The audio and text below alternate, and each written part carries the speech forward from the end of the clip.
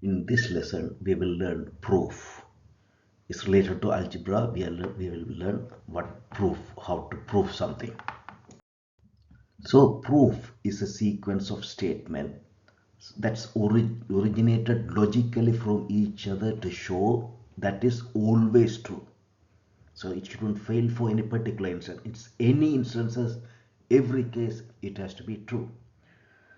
So using the letters to stand for numbers mean we can make statement about all numbers in general rather than specific number.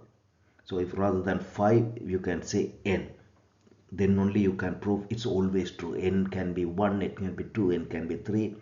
That is always true. You can't just prove, oh, n is equal to 5, this is true. That is not true all the time. So you have to prove that one. You have to make the variable n, and you have to say if n is a number, it is always true. Say for example, this is a proof. So n is an integer, then expression 2n is an even number. This is always true because any number divided by 2 is an even number. So 2n always divided by 2, therefore 2n is an integer, even number. Also expression 2n minus and 2n plus 1 always odd numbers because 2n is always even. So if you subtract or add 1 to an even number, you will be getting odd number, that you know. Therefore 2n minus 1 and 2n plus 1 can always be odd number.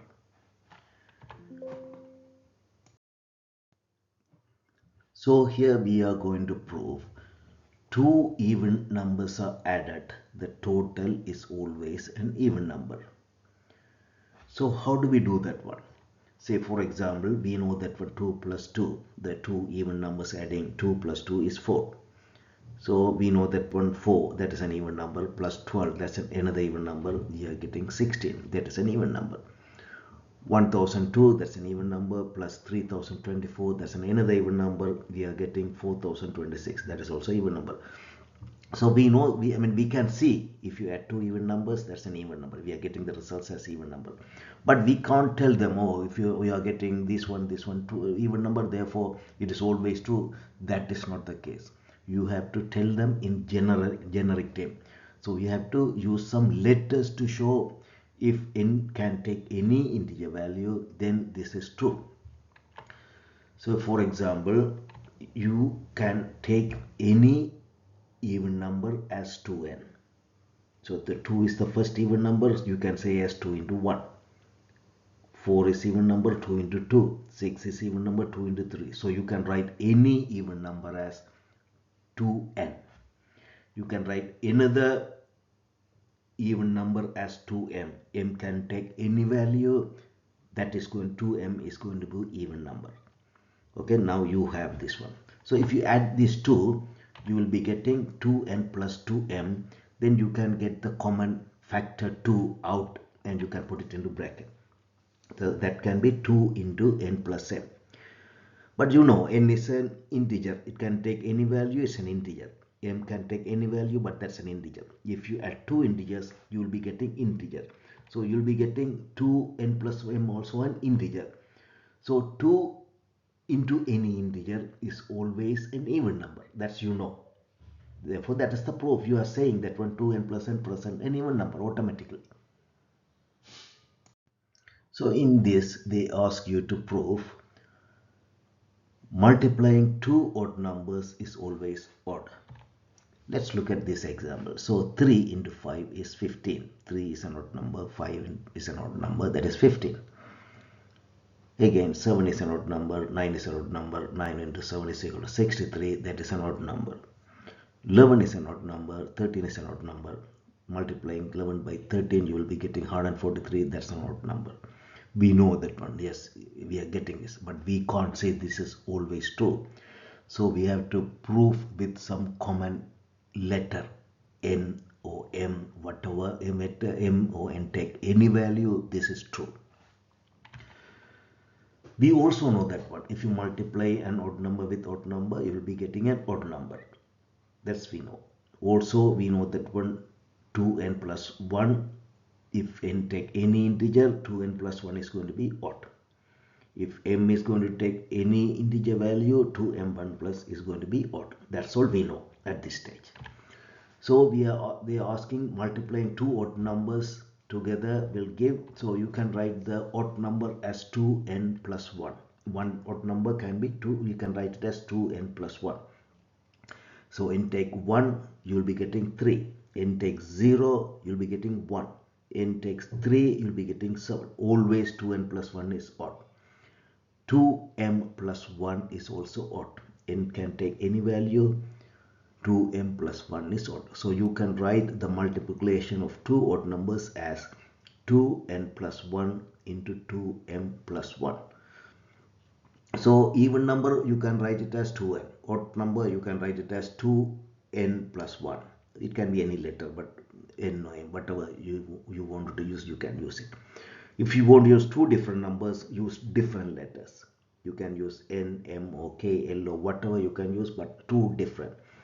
So here 2n plus 1 is odd, 2m plus 1 is odd. You are multiplying both.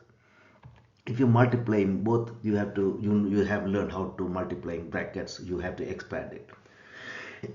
So you'll be getting 4nm plus 2n plus 2m plus 1. You can simplify this one. You can get the factor 2 for this first three terms. Then you'll be getting 2 into 2nm plus n plus m plus 1. So if n and m are integer, 2nm plus n plus m is always integer. Okay, so if you multiply an integer with 2, that is going to be even number. If you multiply 2nm plus n plus m into 2, that's an even number. Plus 1 is odd number. So we have proved that one. 2 into 2nm plus n plus m is an odd number. So 2n plus 1 into 2m plus 1. So 2n plus 1 into 2m plus 1 is an odd number. So that is the proof. Generally you are proving it. If one odd number with multiplying with another odd number, you'll always get an odd number. So what is consecutive integers? The consecutive integers are whole numbers that follow each other without a gap. Say for example 2, 3, 4 are three consecutive integers. So 2, the next one is 3. There is nothing in between it. You can't say 2, 7, 9. That is not consecutive. 2, 4, 5 is consecutive, or 7, 8, 9 is consecutive. Okay, you have to understand this one. So for example 15, 16, 17 is consecutive. So if n is an integer, then n plus 1, n plus 2, n plus 3 are the consecutive integers.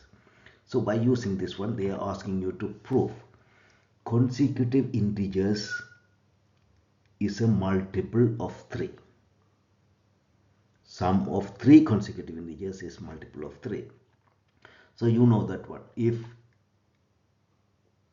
By looking at this example, 1, 2, 3 are consecutive numbers. If you add them, you'll be getting 6. That is multiple of the 3. That can be written as 3 into 2. So multiple of 3. 5, 6 and 7 are consecutive. If you add them, you'll be getting 18. That is multiple of 3. So 102, 103, 104, if you add them, you'll be getting 309. That is multiple of 3.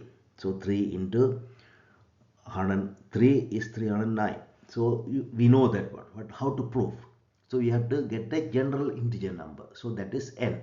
So you have to add n, n plus 1, n plus 2. So if you add all of them, you will be getting 3n plus 3.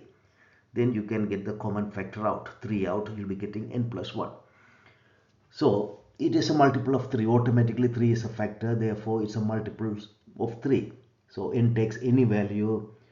N plus 1 plus n plus 2 is a multiple of 3. That you have proved it.